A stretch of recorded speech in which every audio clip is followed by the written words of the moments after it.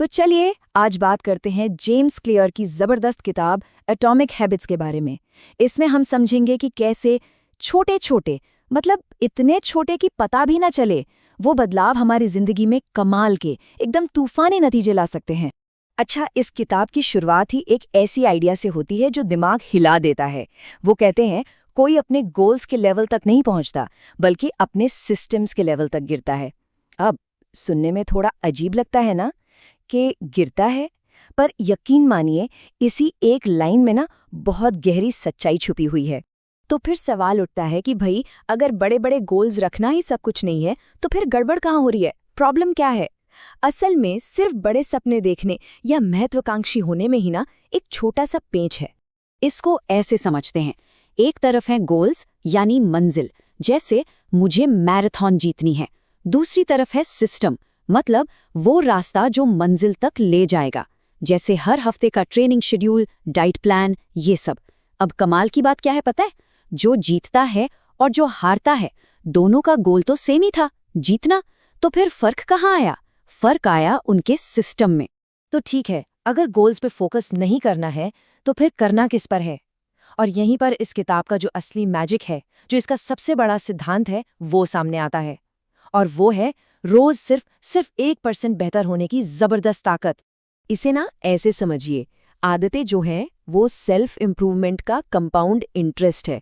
बिल्कुल वैसे ही जैसे बैंक में थोड़ा थोड़ा पैसा जुड़कर एक दिन बहुत बड़ा बन जाता है ना? वैसे ही हमारी छोटी छोटी अच्छी आदतें रोज थोड़ी थोड़ी जुड़कर पता भी नहीं चलता और एक दिन बूम, एक बहुत बड़ा फर्क पैदा कर देती हैं। और हाँ, ये याद रखना जरूरी है कि यही चीज बुरी आदतों के साथ भी होती है। और इसका मैथ्स तो मतलब दिमाग घुमा देता है। अगर कोई रोज सिर्फ 1%, बस 1% खुद को बेहतर बनाए तो साल के आखिर में जानते हैं क्या होगा? वो इंसान जहां से शुरू हुआ था ना, उससे 37 गुना, 37 टाइम्स बेहतर हो जाएगा। सोचिए तो सही, सिर्फ 1% से। लेकिन एक प्रॉब्लम आती है। कई बार ऐसा होता है कि हम मेहनत तो कर रहे हैं, रोज कर रहे हैं, पर रिजल्ट्स जीरो, कुछ दिख ही नहीं रहा होता। इसी फ्रस्ट्रेटिंग टाइम को जेम्स क्लियर एक नाम देते हैं, प्लेटो ऑफ लेटेंट पोटेंशियल। मतलब ये वो दौर है जब काम तो चल रहा है, मेहनत हो रही है, पर जो नतीजा है ना, वो अभी सतह के नीचे है, बस दिखने वाला है। इसका सबसे अच्छा उदाहरण है बर्फ का टुकड़ा। सोचिए, एक कमरे में बर्फ रखी है, टेम्परेचर है -4 डिग्री, कुछ नहीं हुआ। -3 कुछ नहीं, -2 अभी भी कुछ नहीं। लेकिन जैसे ही टेम्परेचर 0 से बढ़कर बस 1 डिग्री होता है, बर्फ पिघलना शुरू हो जाती है। तो क्या वो सिर्फ उस आखिरी 1 डिग्री की वजह से पिघली? नहीं, वो उन सारी डिग्रियों की वजह से पिघली जो उससे पहले आईं। असल प्रॉब्लम ये है कि ज्यादातर लोग इसी ब्रेक थ्रू पॉइंट से ठीक पहले हिम्मत हार जाते हैं। तो सवाल ये उठता है कि ठीक है, ये सब समझ आ गया, पर इन जबरदस्त सिस्टम्स को, इन आदतों को बनाएं कैसे? अच्छी बात यह है कि इसके लिए एक बहुत ही प्रैक्टिकल तरीका है, एक फ्रेमवर्क है, जिसे कहते हैं बिहेवियर चेंज के 4 नियम। तो अगर कोई अच्छी आदत बनानी है तो बस ये 4 कदम उठाने हैं। पहला, उसे एकदम जाहिर बना दो, मतलब ऑब्वियस। दूसरा, उसे आकर्षक बनाओ, मतलब अट्रैक्टिव। तीसरा, उसे इतना आसान कर दो कि मना ही ना कर पाओ, यानी इजी। और चौथा, उसे संतोषजनक बनाओ, मतलब सैटिस्फाइंग। ये चारों नियम ना सीधे हमारे दिमाग की वायरिंग से जुड़े हैं। और जानते हैं इस सिस्टम की सबसे जीनियस बात क्या है?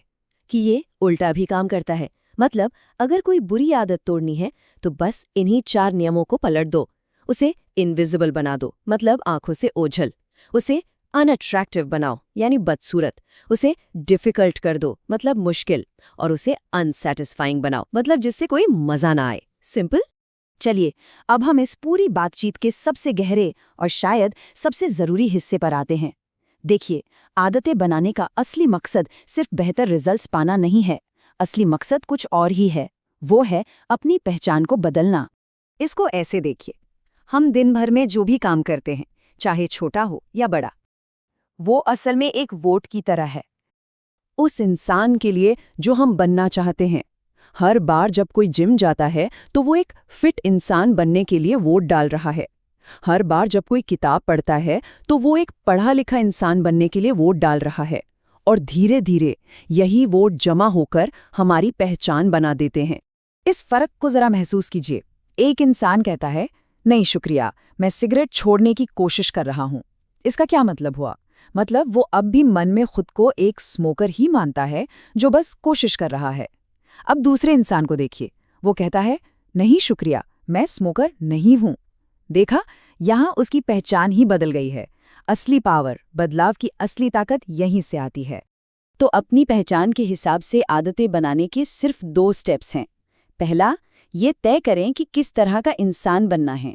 और दूसरा, हर रोज छोटी छोटी जीतों से, छोटे छोटे कामों से खुद को ये साबित करें कि हाँ, मैं वही इंसान हूँ।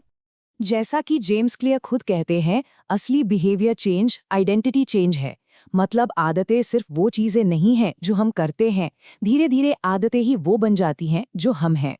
तो ये विश्लेषण हम इस एक सवाल के साथ खत्म करते हैं जो हम सबको खुद से पूछना चाहिए,